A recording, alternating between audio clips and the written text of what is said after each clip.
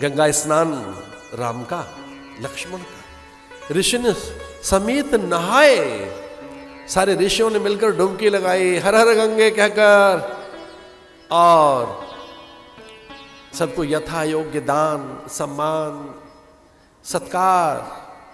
गंगा के तट पे जाओ तो वहां थोड़ा दान करो। आप कहेंगे जी इतना तो लेके गए नहीं, क्या दान करें? तो ना दान माने वॉलेट में से निकाल के कुछ नहीं देना है, अहंकार का दान करना। अहंकार डाल के आओ गंगा जी। अहम ददामि ते गंगे, एक जगह लिखा है, ध्यान से सुनिए, अहम ददाति ते गंगे। गंगा मैं आपको अपने कर्तापन का अभिमान ही देने आया हूं। ये मैं थक गया दान दे देकर, ये महिमा लोग मेरी गाते हैं, इन्होंने इतना दिया इतना दिया, तो मां इससे मुझे अभिमान ना हो जाए। मैं जो सत्कर्म करता हूं, शुभ कर्म करता हूं, तो मेरे भीतर जो शुभ कर्म है, सत्कर्म है, पवित्र कर्मों के कारण जो मुझे अभिमान हो गया है, और एक इस बात का भी अभिमान कि मैंने गंगा स्नान कर लिया, तो गंगा स्नान माने मैं पवित्र हो गया, तो मैं अपने इस कर्तापन का ही दान करता हूं। किस काल में ये दान हुआ? किस काल में?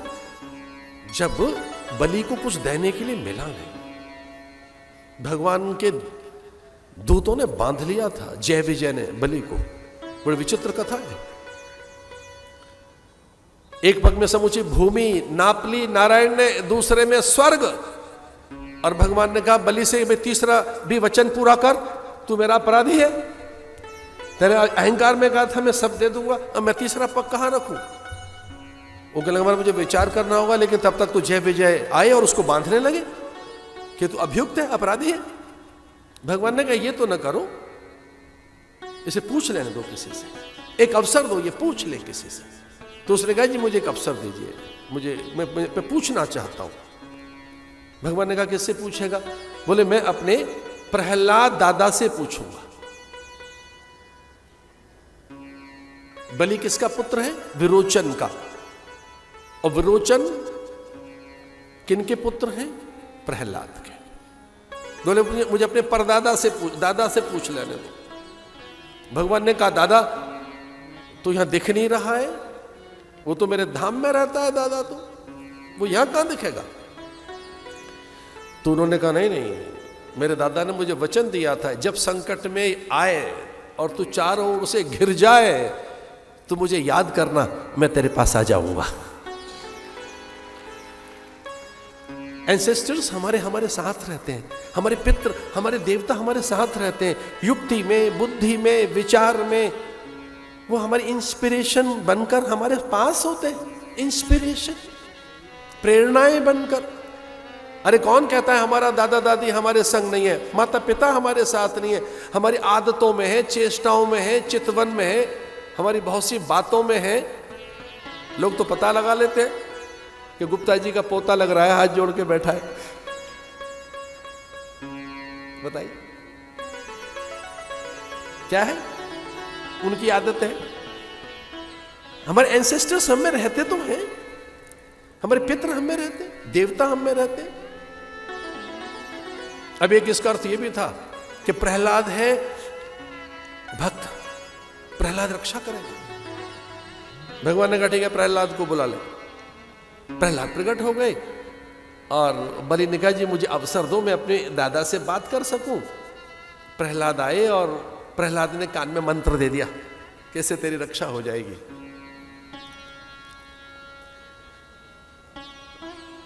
जय विजय से कहा भाई मुझे खोल दीजिए, मुझे तीसरा स्थान मिल गया देने के लिए।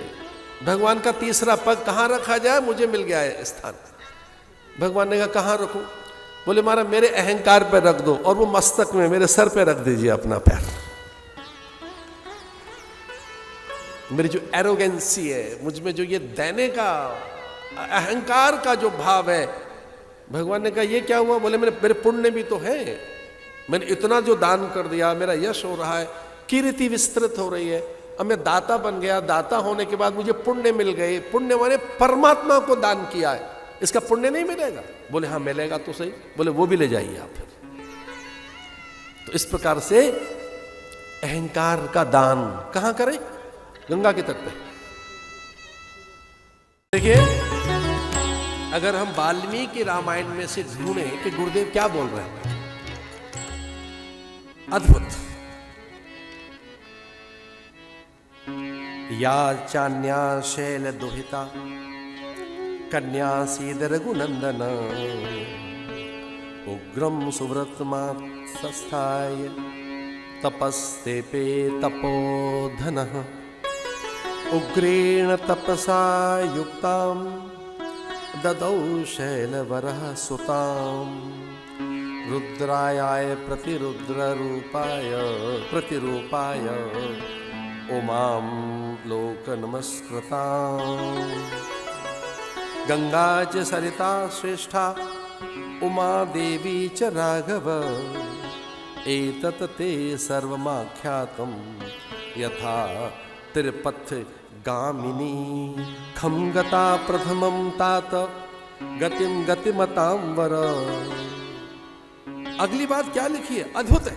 मैं चूंकि गंगा के किनारे रहता हूं, इससे मैं रोमांचित हो रहा हूं। हम लोग हरिद्वार में रहते हैं ना, तो क्या बात है, क्या मुझे रोमांचित कर रहा है अगला श्लोक वाल्मीकि जी का। शेषा सुर नदी रम्या शैलेन्द्र तनया तदा सुरलोकम समारूढ़ा विपापा जलवाहिनी। स्वर्ग की सारी सामर्थ्य गंगा के चुल्लू भर जल में है, चुल्लू भर जल।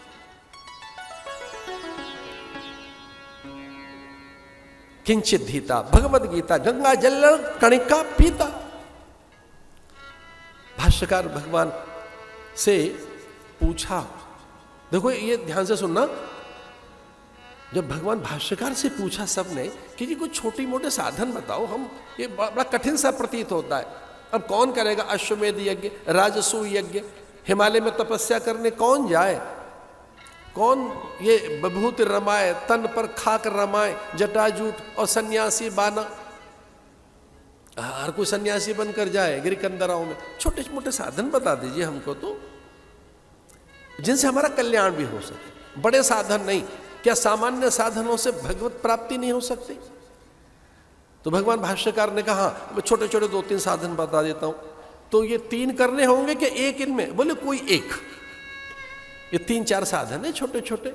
किंचित धीता भगवद गीता गंगा जल्लभ कणिका पीता।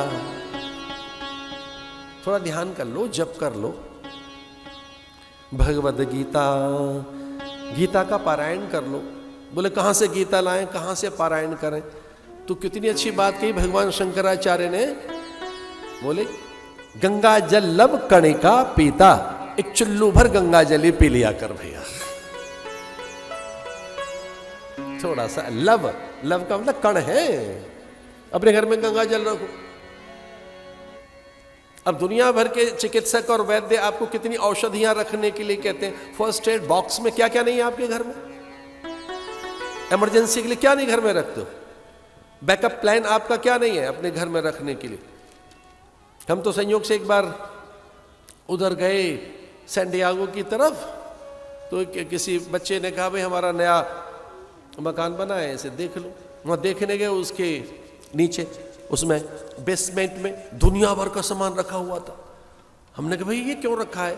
बोले यहाँ एडवाइजरी है कि भूकंप आने वाला है, रख लो सामान, भले ही काम न आए, रख लो। इतना सामान, एडवाइजरी। हम आपसे प्रार्थना कर रहे हैं, घर में इतनी चीजें रखी हैं, एक गंगा जल की बोतल घर में नहीं रखी जा सकती? एक कलश भर के एक गंगा जल का लोटा। किंचित धीता भगवद गीता गंगा जल लब कणिका पीता। शास्त्र कहते हैं तनिक सा भी जो गंगा जल है वो तारक है, भवतारक है, सुखकारक है।